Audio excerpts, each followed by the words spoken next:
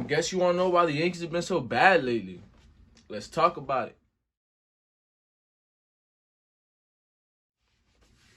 So the past two series have been utterly frustrating.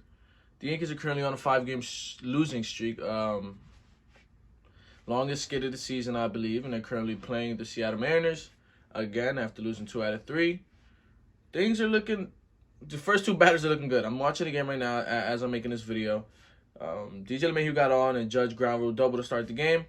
But as we know, the Yankees pitchers haven't been able to hold leads the past couple of games. And I'm going to talk about it. Tuesday was the first loss against the Mariners. Second game of the series. And that is a game where Taillon pitched very mediocre.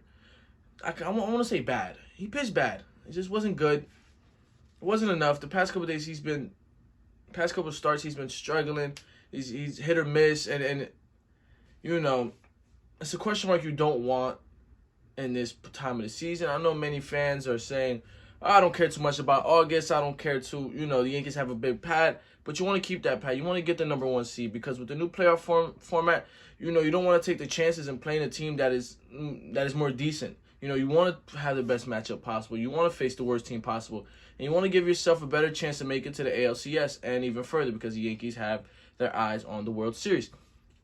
But Jameson Taillon just didn't cut it. And since the Yankees have stretched their bullpen so thin, guys such as Albert Abreu and Lucas Licky, who pitched in this game, I'm talking about Abreu, Licky, who pitched in this game, had to be stretched out. And the first batter of the game he faced coming in after Taillon, 2 strikes, a cutter right in the wheelhouse, and what is a good hitter going to do with that? A veteran hitter, he's going to hit it hard. And that's exactly what he did.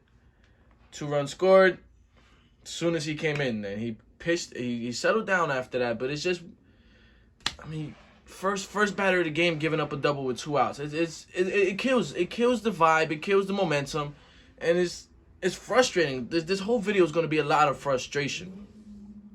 Then we follow that up with Garrett Cole's start. And, man, I go to the bathroom in the first inning real quick because, it's 1, 2, 3, maybe one person to get on, he'll get out of it. I come back, there's 6 runs on the board. What is going on? That is absolutely frustrating. A guy who is getting paid $36 million a year, when he signed his contract, it was a record-setting contract. He's supposed to be the ace of New York. He's getting paid and such. He's getting respected as such. And I can tell you, I respect Garrett Cole. I have high respect for Garrett Cole because even though he got shelled in the first inning, gave up 3 home runs, I believe, he shut down after that. And it doesn't matter. He could have gave up 12 more runs after that. I honestly don't care. We lost the game in the first inning. But I have respect for him because he knows that he didn't perform to his fullest potential. He knows that it was a very bad start, a throwaway start, so he gave the Yankees the innings to help the bullpen as much as possible. He dug, I believe, 108, 109 pitches, which is something most guys won't do. Most guys are going to get out around the 80 to 60, 70 to 80 range because you're pitching bad. Let's just get out of it. Let's save the bullets for another day. But Garrett Cole, it speaks volume. Even though he had a bad start, that he stretched it 108 pitches to help the other pitchers on the team to have more rest because, as we're going to see, they were used a ton in the next couple of games. And next we have Game 1 against the Cardinals. A game that was frustrating. Oh, the Yankees left 21 people on base. That is ridiculous. 21 people left on base in a singular game is the highest I've seen in the Yankees total going back a week. At least. Going back a while. Way more than a week. 21 left on base is unacceptable. It is. And going back to Albert Abreu, who the Yankees optioned Ron Marinaccio for and kept Abreu. Come on. The Yankees made the decision. The Yankees had faith in him. And he comes in and basically gives them a free base with a wild pitch, which leads to a run.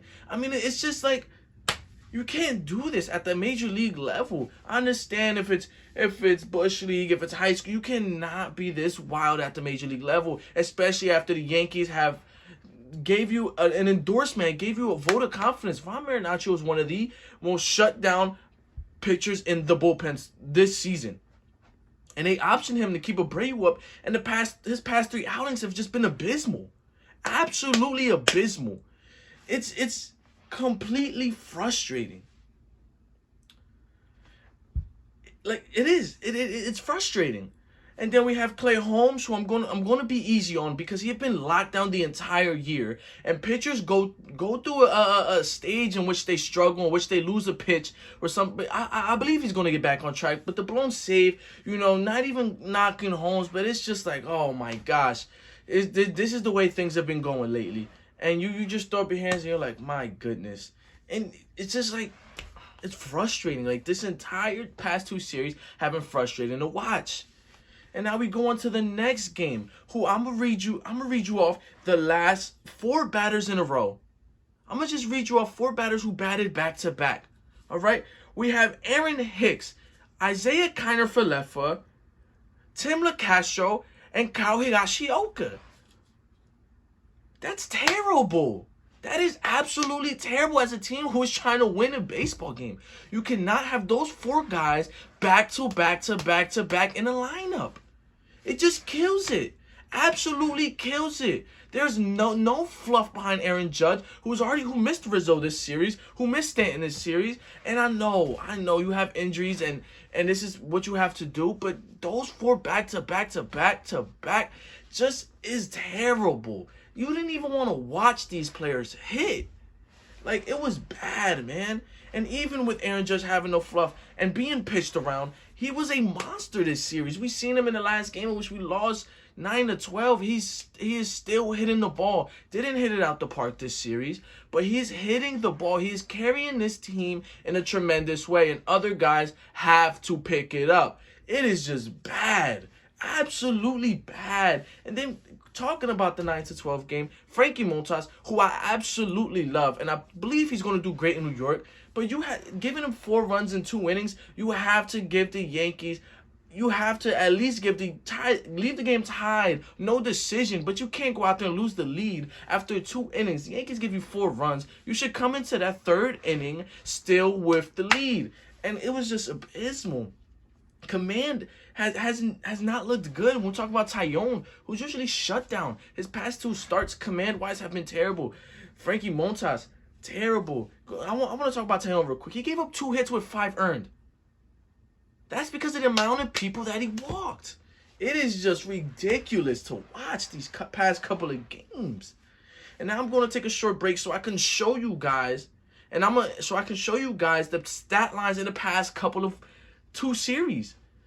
Even past 10 games, I believe I went back towards to show you the slash lines of some of these players. And this is going to show you why the Yankees have been slumping, because these players have been absolutely terrible, have not supported the guys at the top. It is literally right now, it is DJ LeMahieu, Aaron Judge, and nothing after that. Absolutely nothing. It is rough to watch right now. Absolutely rough. That when the lineup turns around, is DJ LeMahieu gets on base with 2 outs, and then Aaron Judge has to try to make something, or he'll get on base. Now, the Yankees have 1st and 2nd with 2 outs, and nothing is to come of it. And as I'm saying this, the Yankees have 2nd and 3rd. I'm watching the game right now. 2nd and 3rd, DJ LeMahieu and Aaron Judge on with no outs, and you strike out right after. You just can't do that, man. You can't. It is rough. Give me a second so I can put up these stats. First off, Andrew Benintendi. Slash line, last 10. We're talking 150 batting average, 227 on base, and a 250 slugging. Gleyber Torres, 182 batting average, 182 on base, 182 slugging. He has not walked in the, oh my goodness, in this stretch, he has not walked. He's struck out 9 times in the past 2 series with 0 extra base hits. I believe he's 4 for 22, all singles. Man, abysmal. Who I'm going to talk about now? Clay Holmes, the blown save. I love him. But we need someone in the bullpen. It's been Chapman so far, but we need Clay Holmes to lock it in. Even if the team, we need you to lock it in right now. This is a time in the season where things can go downhill very quickly. Oh, man, who's next? Albert Abreu. Albert Abreu, last 3 appearances, 1.1 innings pitched, 2 hits, 1 earned. And next one, 0.1 innings pitched, 2 hits, no earned. 1.1 innings pitched, 2 hits, 2 earned. That's bad. Just absolutely bad. The Yankees have to be better, man. Absolutely have to be better. And it's not Aaron Judge's fault. It's not DJ's fault. Gleyber, you have to be better. And I know it's rough to get him in the top 3 or the top 4, and that's not where he likes. That's not where he usually hits. That's not where he finds the most success. But with players down, with injuries, you have to step up. Absolutely have to step up. Thank you, Jose Trevino, who's I want to also spotlight, who has been great so far, who's been way, way more than the Yankees have needed.